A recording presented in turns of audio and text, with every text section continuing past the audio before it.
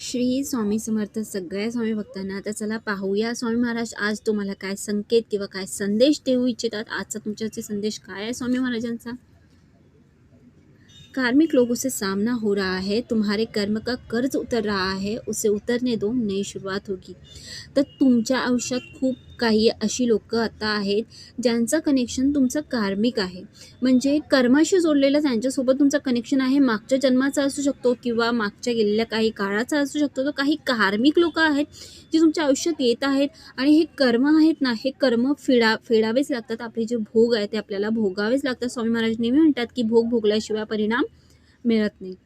भोग भोगल्याशिवाय तुमचे दिवस बदलत नाही. भोग भोगल्याशिवाय तुम्हाला फळ मिळत नाही. तर इथे सुद्धा तुमच्यासोबत तेच होते की तुमचे आता जे कष्ट, दुःख, दारिद्र्य जे काही तुमच्या आयुष्यात असेल तर हे सगळे तुमचे कार्मिक आहेत. म्हणजे एक कार्मिक सिच्युएशन तुमची आलेली आहे. कर्म आहे ना तुमचा तो आता क्लिअर होत आहे, साफ होत आहे आणि होऊ द्या. कारण ज्या दिवशी तुमचे हे कर्माचे कर्ज आहेत ना ते उतरतील ना त्या दिवशीच नवीन सुरुवात होईल. आणि तुम्हाला नवीन सुरुवात हवी आहे ना तर त्यासाठी तुम्हाला या दुःखांच्या डोंगराला सामोरे जावंच लागणार आहे. कारण भोगाशी कुणी चुकलेलं नाही आहे, बरोबर. तर कर्माशी आणि भोगाशी कुणीच चुकलेलं नाही आहे. आपण चांगलं केलं तर आपल्यासोबत चांगलं होतं आणि वाईट केलं तर वाईटही होतं. मागच्या जन्माचं सुद्धा या जन्मात फेडावं लागतं.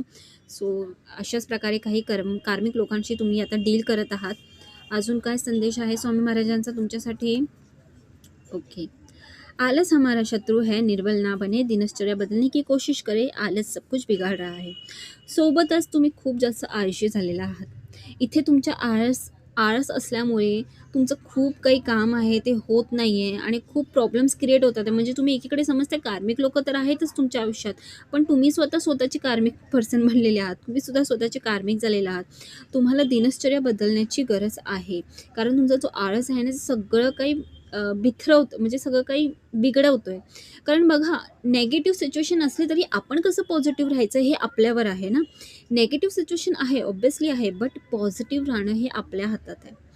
आपण कसं पॉझिटिव्ह राहायचं हे आपल्यावर असलं पाहिजे. आपलं मन, आपला स्वभाव, आपले विचार किंवा आपलं जे एक मूड आहे ना हे दुसऱ्यांच्या म्हणजे दुसऱ्यांच्या चालवण्याने नाही चाललं पाहिजे, दुसऱ्यांच्या मर्जीने नाही चाललं पाहिजे, ते आपल्या मर्जीने चाललं पाहिजे, राईट. सो इथे तुम्हाला हेच सांगण्यात आलं आहे की तुम्हाला सुद्धा तुमची दिनचर्या बदलण्याची गरज आहे.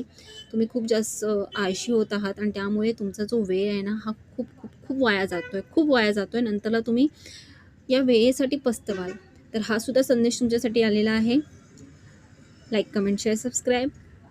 श्री स्वामी समर्थ.